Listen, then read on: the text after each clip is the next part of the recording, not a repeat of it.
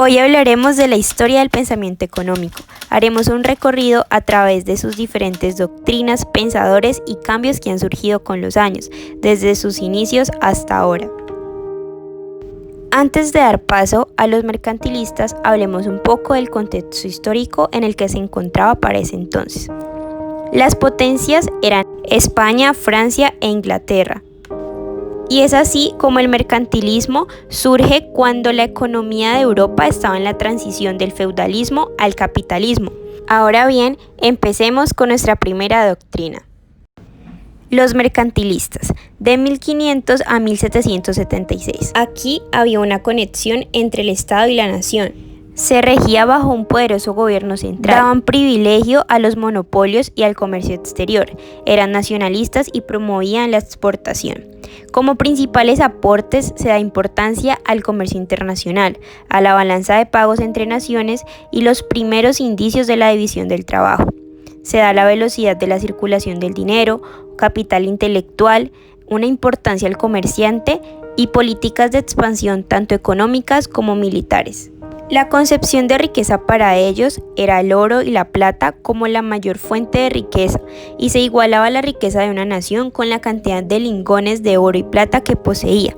Los primeros mercantilistas creían que estos metales preciosos eran el único tipo de riqueza al que se podía aspirar. El país propio tenía que exportar y asimismo acumular riqueza, pues el comercio exterior para ellos era la fuente de riqueza de un país. Adicionalmente, los mercantilistas estaban a favor de grandes poblaciones y salarios bajos, y esto a su vez genera una población grande que trabaja arduamente. Otro de los principios de los mercantilistas estaba en la oposición a peajes, impuestos internos y restricciones, esto debido a un poderoso gobierno central.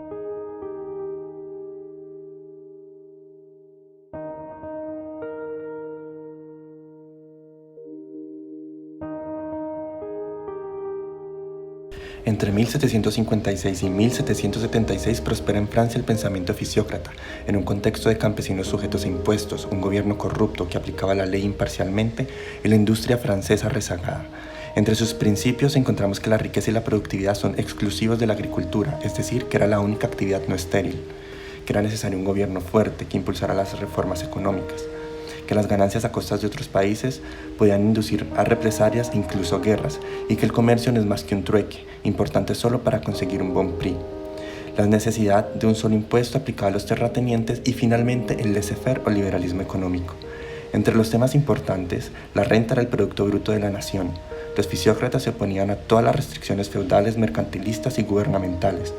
En cuanto a la riqueza, se consideraba el comercio y la industria como estériles. En cuanto a los salarios, no se debían bajar con impuestos para que los trabajadores ganaran lo suficiente para sobrevivir.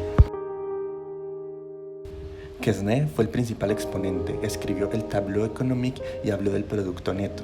También encontramos a Turgot, con la ley de los rendimientos marginales decrecientes, su teoría del valor que descansa en el principio subjetivo de la necesidad y también en el principio objetivo de la escasez, entre muchas otras. También encontramos a Vincent de Gournay, que fue el profesor particular de Turgot en materia económica. Él habla de libertad económica y la eliminación de las reglamentaciones y monopolios. Esta corriente en particular fue muy limitada en cuanto a su tiempo de subsistencia y localización geográfica, pero es de suma importancia pues tuvo ideas dignas de elogios por parte de Adam Smith, quien no las desechó y dedicó su obra más importante a su amigo Quesnay. La escuela clásica, de 1776 a 1890. La economía clásica es una escuela de pensamiento económico que se basa en la idea de que el libre mercado es la forma natural del funcionamiento de la economía y que ésta produce así progreso y prosperidad. La economía clásica reorientó el pensamiento económico alejándose un poco del enfoque que se basaba en las preferencias de los gobernantes o las clases sociales. Los clásicos enfatizaron los beneficios del libre comercio y desarrollaron un análisis organizado del valor de los bienes y servicios como reflejo del costo de producción. Los economistas clásicos se oponían a la intervención del gobierno en el mercado a través de controles de precios, cuotas, regulaciones o cualquier otro mecanismo que alterara su forma normal de funcionamiento. Uno de los principales exponentes de la escuela clásica es Adam Smith. El inicio de este pensamiento económico se suele fijar al año de 1776, cuando se publicó la obra de Adam Smith, una investigación sobre la naturaleza y las causas de la riqueza de las naciones.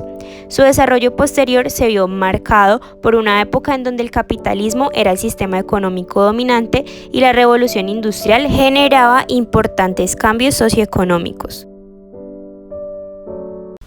El pensamiento socialista comienza a tomar fuerza a mediados del siglo XIX gracias a la naciente preocupación por la miseria en la que vivían las clases más bajas, especialmente aquel proletariado producto de la revolución industrial. Aparece entonces Karl Marx en 1848 con la publicación del Manifiesto Comunista, que escribió junto a Engels, y después en 1867 publica su obra más importante, El Capital.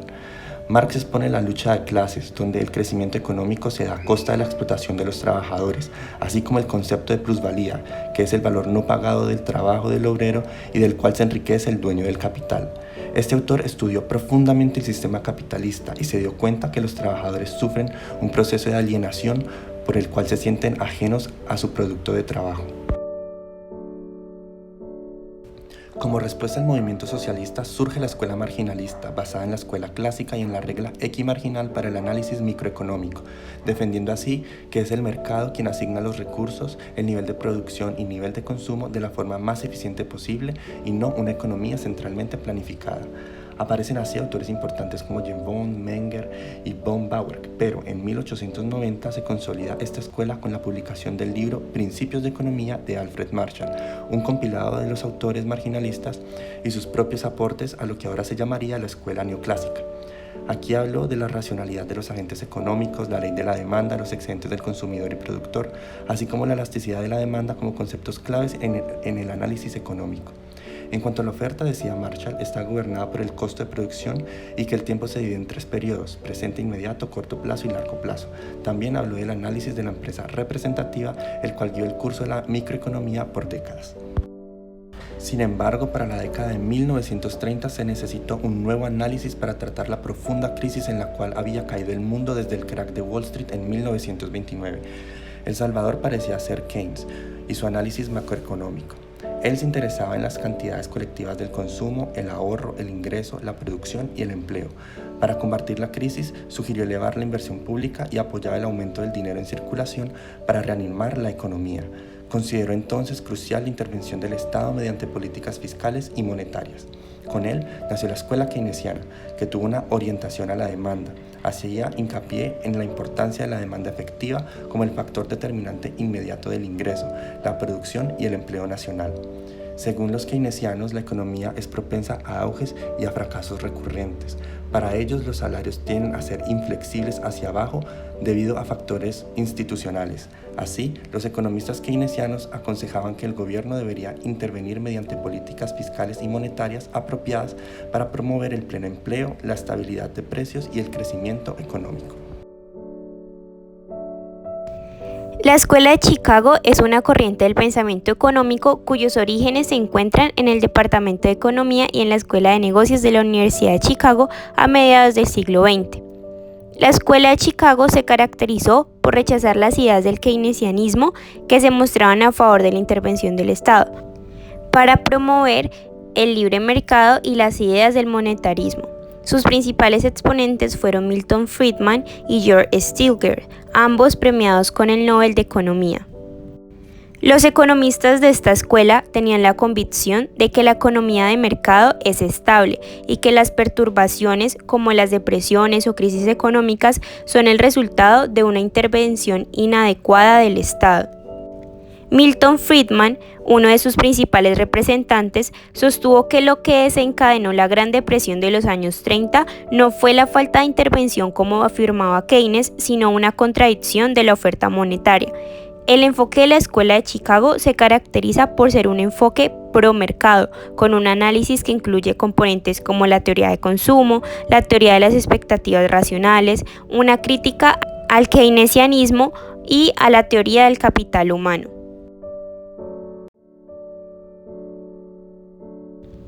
La Escuela de Chicago consideraba que la intervención del Estado generaba ineficiencia y entorpecía el crecimiento.